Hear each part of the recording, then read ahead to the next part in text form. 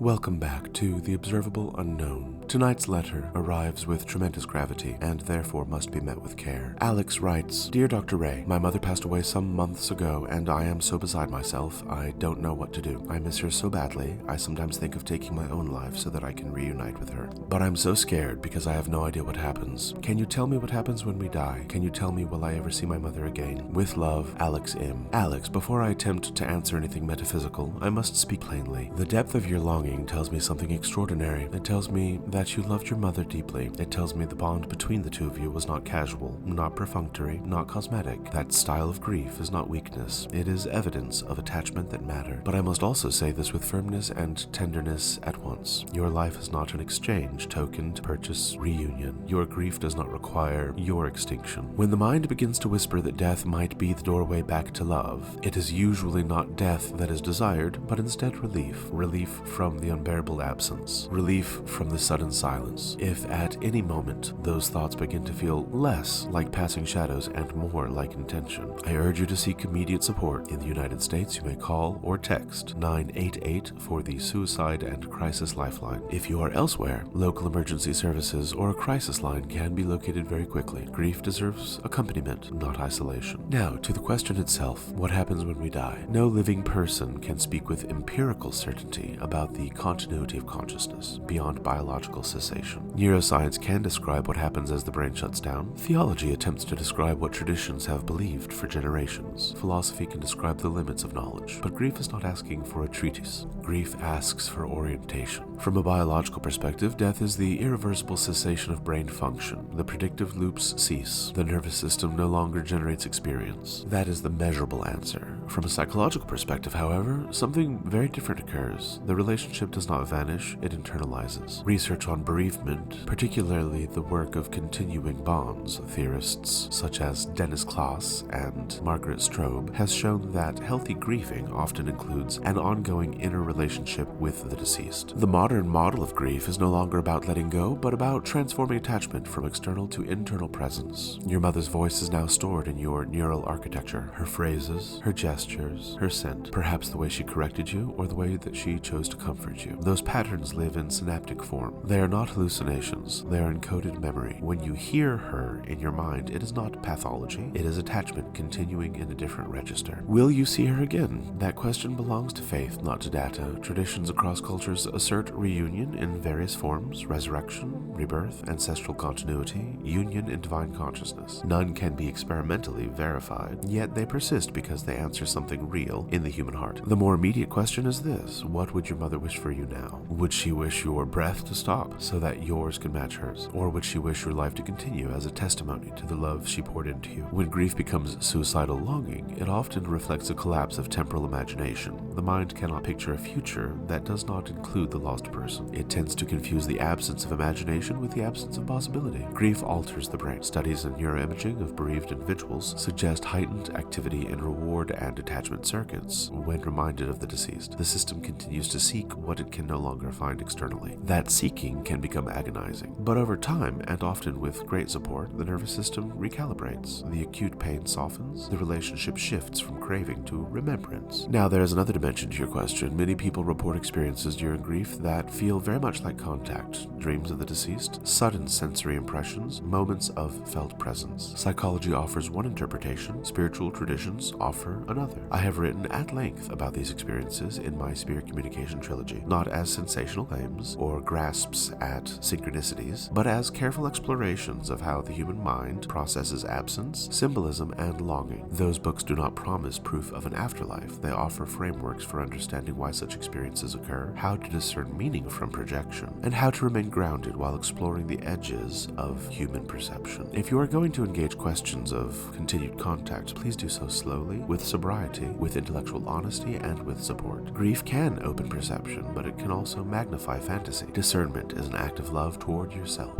Alex, your desire to reunite is not strange. Instead, it is profoundly human. But your mother's death does not require your death. The love you shared has not vanished. It has only changed its address. Stay, breathe, seek support, and speak her name. Allow time to perform its quiet work. And if you would like to write again, I am here. For those interested in my Spirit Communication trilogy, they are available through Google Play Books, Streetlib distribution conduits, and through my personal website, drjuancarlosrey.com, as well as crowscupboard.com. If today's mailbag installment has stirred a reflection in you, please leave a rating or a review. Your words will carry this message to those who otherwise might not have an opportunity to hear it. Until next time, this has been the Observable Unknown.